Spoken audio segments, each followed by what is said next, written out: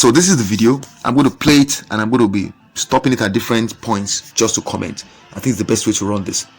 Help your man to disappoint.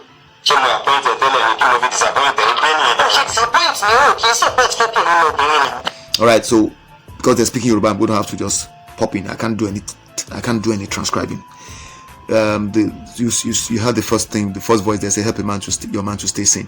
Then he said, the woman says, honey, you disappointed me. The man said, did I appoint you? What do you mean I disappointed you? He said, you disappointed me. The woman replies, you disappointed me. You don't support for a man to beat a woman now. Then let's go on. Yes.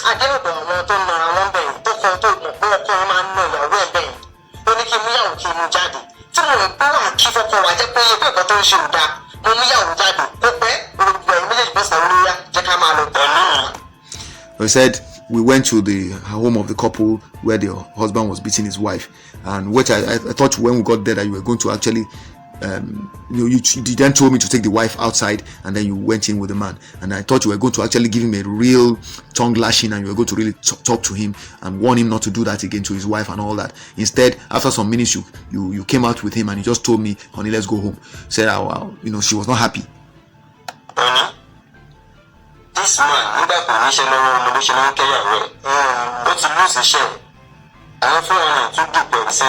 so she said, he replies her, honey, you know this man, when he had a job, you know the way he used to pet his wife, he used to take care of his wife. He lost his job. Then 419 people duped him. Okay, that's what he's saying. At that moment, people understand if the man is now seeing frustration from the same man, you expect anything. So she said, he's saying at that moment, the one person that should understand the man, the husband who's in that bad situation most is the wife. So if the husband is now getting grief from that particular person who should understand him the most, then something's wrong. Okay, that's what he's saying here.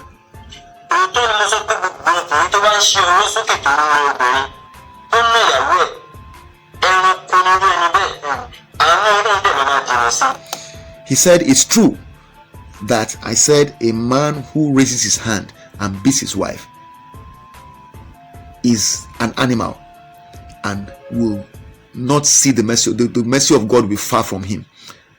He said it's true that he said that. But only there are lines. Everybody has a limit. There are certain things you don't say or do to a man. He's already frustrated. You don't add to it.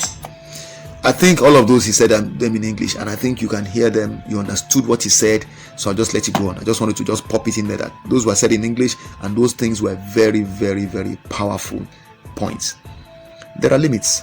We're all human beings, and a man has this. You see, the man's ego is something that is not to be toyed with, and it's not all men that know how to deal with when their ego is being attacked, and that's what he's referring to here. There are limits.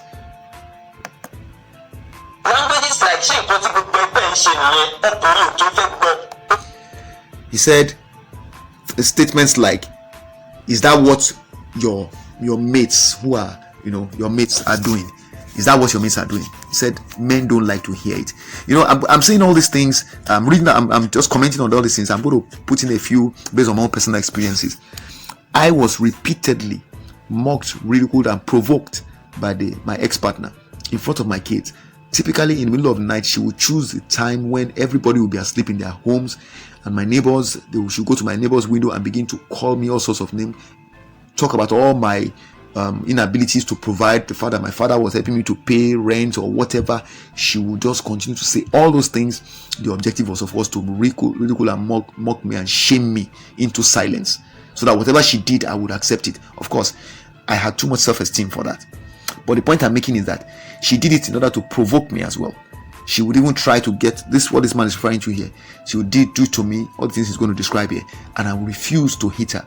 But I'm saying that not all men have that ability.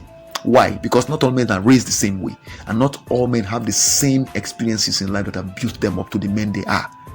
I was exposed to a lot of martial arts training at a very young age, and believe me, that thing cemented my ability to exercise restraint, self-control. I have a lot of mental stamina. I can deal with pain a lot, psychological and physical. So the point is, I am not the average guy. Believe me, I am far from being the average person. Most men have, when they heard my story, when I narrated my story as a male survivor of domestic violence, they've told me they couldn't take content of that. I remember one of the cameramen that interviewed for one of the TV stations that interviewed me. He told me, say, "Oh God, if it was me, no, that woman will not." Look, people have told me, men have told me they will not take content of what I took, and that I didn't crack, I didn't snap, I never did. And I'm saying that I took that position because of my kids. I knew, apart from the fact that I knew it for myself, it was for myself, but also for my kids. I wanted them to see that it was possible not to let themselves be provoked. So yes, some men get provoked because there are weak men and there are strong men. It depends on the kind of upbringing you have. It depends on the kind of environment you grew up in. So I'll talk about that more. Let me just let you finish.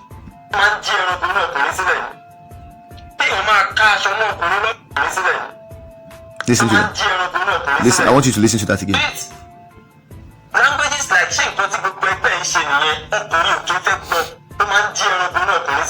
okay, it's important for you to get what he's saying there. He said men don't like to be told something like that where they are being compared to other men. He said it wakes up the beasts in the man. He's right. I used to feel a lot of rage many times. She would say some things to me, trying to even compare me to other people's husband. I'll say, go and marry that man if that's what you want. Don't talk to me and insult me here in front of my kids. But she will continue to do it because she knew what she was doing. But you see, she never succeeded in provoking me to do what she wanted, and that was one thing. And I'm saying that the reason why she didn't succeed is not because I have the genes for it. It's because I have the training. Now, not all men have that training, and that's what I'm saying, that the women should be careful. And I also want to make another point before I continue with this video. The women will typically tell the man, you should control your hand. You control your hand. Don't come and hit somebody because they say something to you. Why can't you control your tongue? If you want the man to control, you see, what do you know how to use? You know how to use your mouth. What does the man know how to use? He doesn't know how to use his mouth. He knows how to use his tongue. In my case, I'm a very talkative man. But even I'm not as talkative as the woman I had babies with. But the thing is, if you want the man to control his hand, you control your tongue too. If you can't control your tongue, then don't ask him to control his mouth. His hand. If you can't control your mouth, don't ask him to control his hand. It doesn't make any sense. You are using one weapon you have, which can cut like a knife. It's in the Bible, and then you are telling the other man to just take it like that and not do anything. No. If it doesn't have to be a man that cannot control himself, good luck to you. Whatever you get, because you are the one that's inviting it. Nobody's justifying anything. We're just saying, if you can't control your man, then don't expect him to control his hand. You get what you give, you know.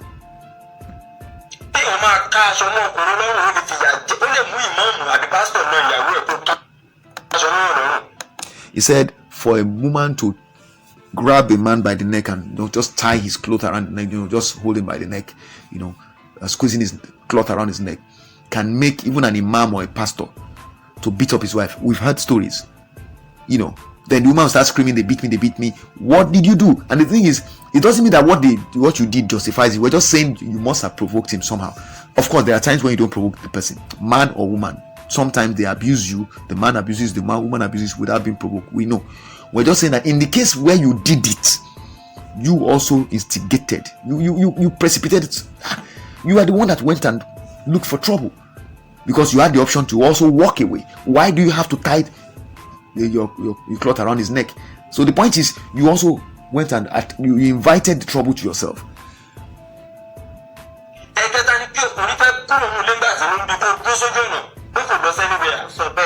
Now, said the third thing is for the man who is angry, who is getting angry, to want to leave the house, and you then go and block the pathway, the doorway, and prevent him from going and telling him he's not going anywhere. That's the third thing, which she did. He said all those things are what she did.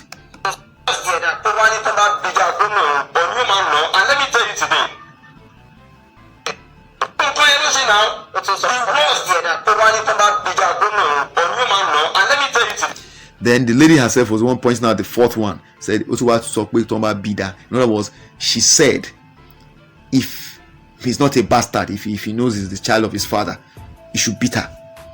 So he said that's the worst of it all, according to the man. To say to dare a man to beat you, and if he doesn't beat you, then he's not the true son of his father. He's a bastard. The man is angry. You block him from going out when he's angry. Then you now tell him he should dare to beat you. Come on, man. Then you are still trying to now make the man to be the one that takes all the blame for that. Come on. It's like poking a snake and poking a snake and poking a snake until the snake strikes you and you're saying the snake struck you. That doesn't make any sense. Because you know the snake has venom. And you know the snake could get to a point it will retaliate. Or you poke a wild animal, a lion. The lion is gently sleeping. You go and poke and poke and poke until the lion decides to attack you. Then you say the lion attacked you. Does that make sense? You know. But that's what they do. That I didn't say I cannot beat you. I said I will never beat you. And play that back again. And let me tell you today. That I didn't say I cannot beat you. I said I will never beat you. No, you need to help me not to do that.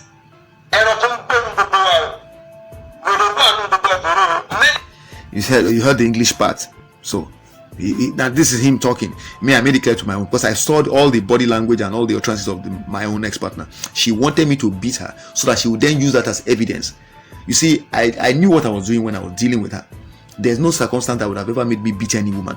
But the thing is, I even exercised even greater self-control and restraint in dealing with her, because I could see she was telling me about her auntie that was in London, that told her all the ways that she was going to get me locked up if I was in London, and then she would have reported to the police. They would have arrested me for doing nothing, you know, just because she wanted to control me. Now, so I knew what she wanted, so I made a point of not allowing her to have any such thing happen to her from me.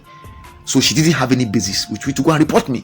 Instead, I was the one that was going to report, because she couldn't control herself and her rage. You see, now this man is saying that in his case, yes, I promise you I won't beat you, but there's a beast in every man, and if you push me beyond this limit that I described to you, I'm going to beat you. That's what this guy is trying to say. It's up to him. Everybody to his own. Me, I would rather not. Look, my landlady told me, Mr. Solagbade, you're not a man. Policeman made fun of me, say, oh guy, you know they shame your wife, they beat you. All those things are stories. I showed greater strength by exercising restraint than any man who is beating his wife. That's not how you show strength. Your ability to exercise restraint in the great face of the greatest provocation is the greatest sign of strength you can show. Some people don't understand that. Go and ask. In martial arts, that's the thinking. The one who has strength and does not use it is the one that is strongest. And I got my peace of mind from that, because I made it. You see, she knows she can't win on that front with me, so she will not bother to try that method with me. And you see, my kids will always remember, oh, but our father, even at the greatest provocation, still did not do this thing.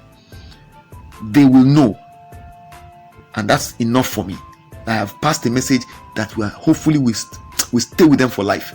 If they find themselves in a similar situation, hopefully my sons will remember what I did and how I conducted myself in front of provocation.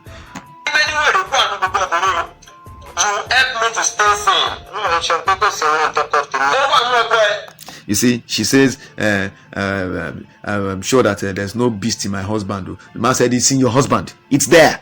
It's just sleeping. You know, that's kind of what he's trying to say. And the honest truth is, it's in every man. That's the truth. Probably I will have my own limits too, I know. But all I just know that so far I have not seen anything that can push me to that limit yet. I haven't seen it. And I do believe that I have the ability to withstand. In fact, I will just get myself. Before it gets to that point, I know what to do. You know, so the point I'm making is, there are some men who, however, they are weak men. Doesn't mean this man is weak, but I'm just saying that there's some. This one is not even weak. The point, there are some weak men who cannot even control themselves. So because they are raised by women also who have no self-control. For instance, I've said it. My own kids, my boys, my first two boys, I'm worried for them, because I know that this one thing they lack, because they have seen a role model that is telling them to disobey their father and not to listen and to be aggressive and attack their father just without reason, and to be enraged at the slightest opportunity to lack the ability to speak civilly, to speak with civility to anybody. The minute you say something they don't like, they're already insultive in the way they talk, and they're very violently expressive, verbally and physically. Those kind of people, they are just like their mother. The minute she's angry, she can choose to, she will even be threatening you. I'm going to hit you, I'm going to break your phone, that is the way she is. She will translate it to the children. And then what happens is, the child, when he becomes somebody's husband, when the woman provokes him or tempts him or pushes him beyond a certain limit, he will snap, because he does not understand the importance of exercising restraint. So there are weak men. It's not a matter of size, it's a matter of the kind of mental stamina you have, your ability to exercise discipline in the way you think and the way you respond to your emotions.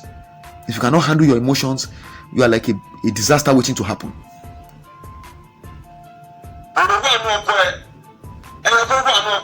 Help me to stay sane. There are limits to everything. He said, there's a madman in your husband. There's a wild animal in your husband. Help me to stay sane. There are limits to everything. You understand?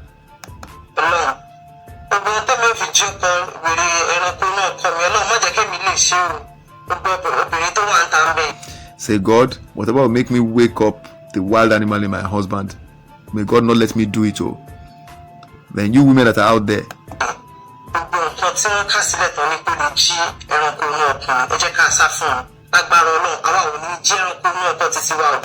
said all the things that have been itemized that supposedly can make the beast in our husbands wake up, please let's avoid them. Let's not do them.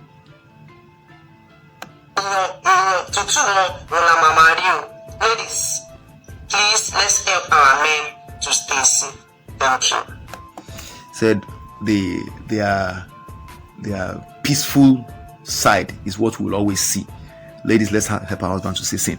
This video, I think, is a very instructive video. I think it was just a scripted video, like a skit, but I think it has a very powerful message. I believe this video should be viral. I don't think it was viral. I'm not sure. I don't think it went viral, and I know the reason why it's not viral.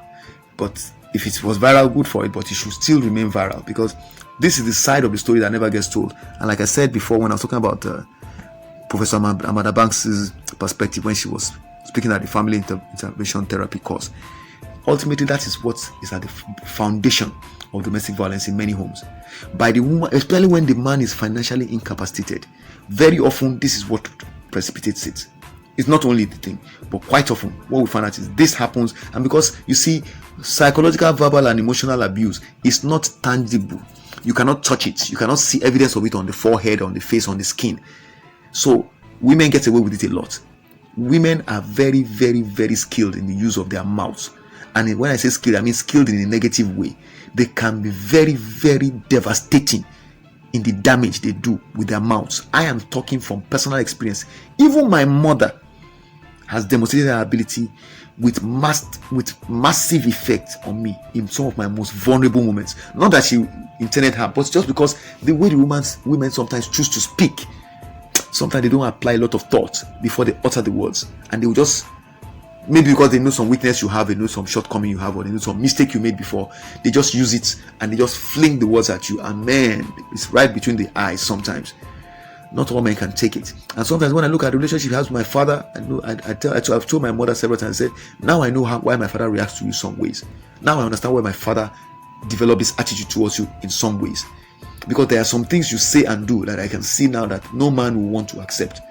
You know, it's like that. But then again, both of them were able to find a meeting point, and they over 52 years together. So they made it work. However, the new generation don't have the kind of background they have, where they see marriage as something that they can work out. So then the result to violence, I never saw my parents resort to violence, at least not anything serious. So again, today the generation we have, they don't see the need to exercise restraint in anything. They go at each other. That's why I'm saying that the men we have today are not the same kind of men that were from before. I am just lucky because of the kind of upbringing and training I had. If not, I don't think this woman would have survived. I know the number of men that communicated to me at the different places have shared my story, and they told me, man, that I would be in jail now if I was the one that was you, because I would have killed that woman. That's what they told me. Guys were writing me and telling me that, and that's the truth, because not all men can take it. Women need to understand. When I spoke at the Muson Center in 2018 during Domestic Violence Awareness Month, when the Domestic and Sexual Violence response team, DSVRT, invited me to speak as a male survivor, as a panelist.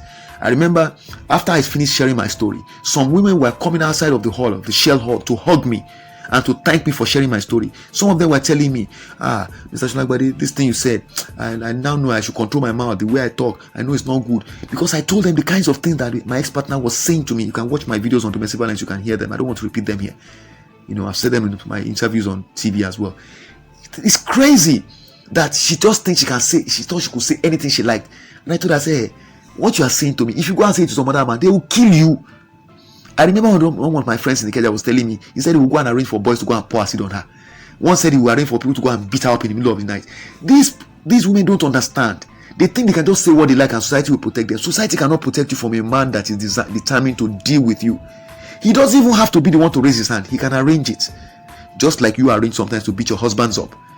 You know, like my ex-partner used to tell me she will arrange for boys to come and beat me. I said, let them try it. At least one of them will lose his life. I told her, because I will not exercise any restraint in dealing with them. With you, yes, but not with them. With my sons and my children, yes, but not with them. You know. Anyway, I'll end it there. I really felt a need to do this. This video is more than 1 hour long, but I have no choice. Of course, I don't care how many people are going to watch it, but if I ever have any reason to discuss this matter again with anybody, I'll just send a link to this video to that person for the person to watch. Whether or not he chooses to watch it is that person's problem. But me, I recognize there's a problem with the stakeholders in this industry, in this field. Domestic violence, if we're going to solve this problem, we need to begin to act in a more objective and balanced manner. Right now, it's too one-sided. Women are just hogging the narrative and making everything look like men are just genetically designed to be violent. It's not true. And we know it's not true. And if we know we want to get results and we want to stop men from killing women and beating up women, we need to begin to balance it out. What are the women supposed to do better? There's got to be something they can do better.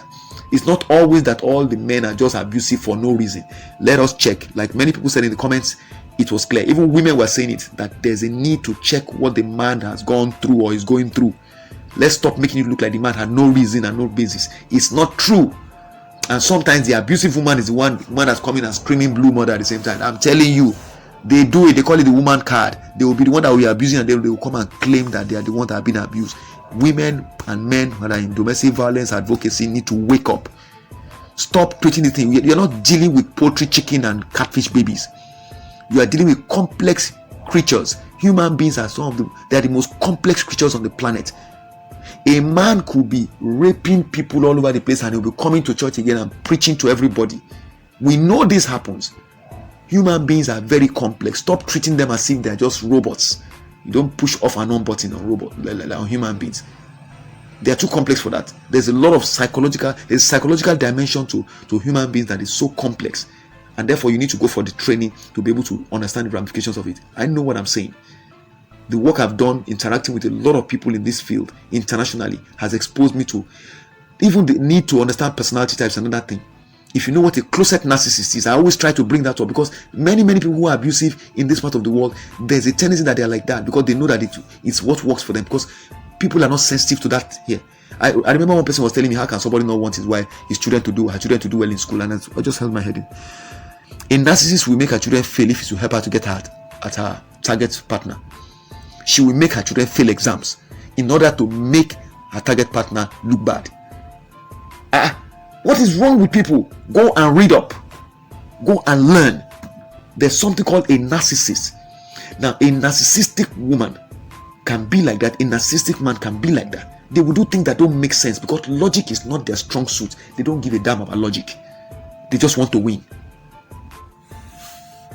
Now, possibly the most important thing that I believe is being missed by the stakeholders, they are always so, like, that's why I said that they behave as if human beings are catfish babies or poultry. Even those ones, even to have the stress affects them. Human beings are such complex creatures. So the children and the woman and the man, whichever one are the abused people, when they've gone through all of this and you are intervening and you just think it's a matter of carrying somebody to safe house, carrying somebody to divorce court, getting divorced and giving the person new apartment, you have not ended it. There's therapy needed, and the thing is that is the most neglected part of the work that is done in domestic violence advocacy in Nigeria. That therapy is completely ignored 9 times out of 10. They talk about it, they hardly ever ensure it happens, and when they ensure it happens, they don't even check to see if it happened properly. Look, the children that witness an abusive spouse inflicting abuse on one of their parents, the children that witness that need therapy. They need to know how to process and to deal with that experience they had. The ones that were involved in inflicting abuse on their parent on behalf of one partner, they need therapy. Serious therapy. That woman that is supposedly the victim needs therapy. The man that was the abuser needs therapy. The woman that was the abuser needs therapy. The man that was the victim needs therapy. I have not seen any place where those things are actually given the attention they deserve. That is the most, how do I put it now? That is the one that is the greatest indictment on the stakeholders and the players in this domestic violence advocacy thing. The fact that, you see, the repair work that needs to happen is not done. Olumide Omoshebi is the one person I've seen who has continually tried to call attention to that dimension. The fact that the children that are growing up in an abusive household are themselves going to be eventually picking up abusive traits that are going to manifest in their later life as adults in their relationships. And so therapy is the only cure for that. But Olumide at least is raising it as an issue. So don't have kids when you're an abusive. Stop having kids anyway. Then the kids you have, gone safe, get them out of that environment as quickly as possible, and most importantly, let them get therapy. For some reason, look at me. The truth is, I have come to a point, I have seen that in Nigeria, even the professionals don't know how to be professionals. I'm going to be honest with you, very few psychologists can win my confidence in Nigeria. But I'm just saying that at least let them try and do it for other people. Me, I have found that even as professionals don't know how to function. Lawyers who betray their clients, I don't trust anybody in this society. People just don't know how to do their jobs properly. They just won't do it. They just allow the Nigerian in them to overcome the professional in them, and that's very sad. So when you deal with it, when you're going for therapy, you are going to really become psychologically naked. You have to make yourself psychologically naked and vulnerable. You will actually open up to somebody, literally the most private part of your life, and you are going to be depending on that person to act with the professionalism that his or her profession demands in using the information you're going to give to that person. What you find out that some of these people, do you know, they actually take what you tell them in confidence and give to your partner who is the person that was the abuser? I'm telling you guys, I don't trust 99% of the professionals I have dealt with in this country. I do not trust them. That's the truth. However, sometimes you use what you have. You have to just deal with, you make the best use of what you are given. So at least for those people, I'm just pointing it out, therapy needs to happen. Right now, I believe a lot of that is being ignored. They keep thinking it's just a matter of getting the person out of the house. And we've said it. What did she do? What did he do? Check those things too. It may have precipitated the action that was taken against them. But sometimes the abuser manufactures lies. We know that as well. The closet narcissist does that a lot. They gaslight a lot. That's also something that needs to be kept in mind.